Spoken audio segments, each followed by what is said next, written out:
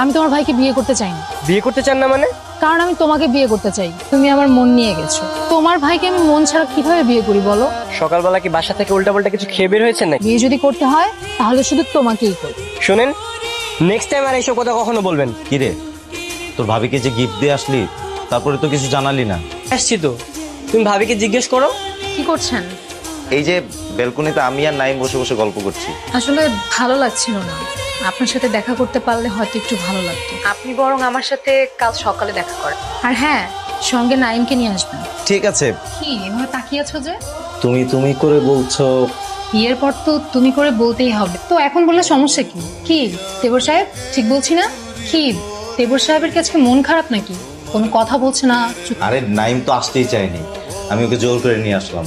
কেন দেবর সাহেব, ভাবির সাথে দেখা করতে কি লজ্জা লাগে? ভাই আমি যাই, আমার কাজ আছে। কি হয়েছে, এভাবে ডেকেছো কেন? শোনো, ভাইয়ের সাথে তুমি যেভাবে মেলামেশা করছো আমার একদমই সহ্য হচ্ছে না। কেবল তো ট্রেলার শুরু, এখনো তো সম্পূর্ণ মুভি বাকি। ট্রেলার দেখে এত হিংসায় জ্বলে পুড়ে যাচ্ছ, পুরো মুভি দেখলে কি হবে? তখন তো কয়লার মতো জ্বলে পুড়ে ছাই হয়ে যাবে।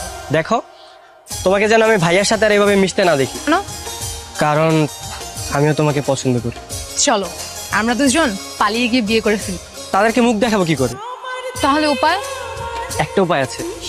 ভাইয়ার একটা গার্লফ্রেন্ড ছিল, এখন যদি ভাইয়ার সেই প্রেমিকাকে নিয়ে আস, তাহলে ভাইয়ার সাথে প্রেমিকা তুমি আর আমি। তাহলে আমরা বিয়ে করে ফেলি আজই। তাহলে প্রেম আর কি হবে?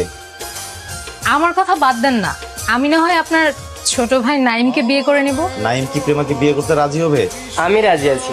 হ্যাঁ, তুমি যদি চাও তাহলে আমরা এখনই কাজী অফিসে গিয়ে দুজন একসঙ্গে বিয়ে করতে পারি। বড় ভাইয়ের জন্য তো এতটুকু করাই যায়। আপনাদের এতদিনের মান অভিমান সব মিটিয়ে ফেলেন। আমি বরং একটু নাইমের সাথে বাইরে যাই।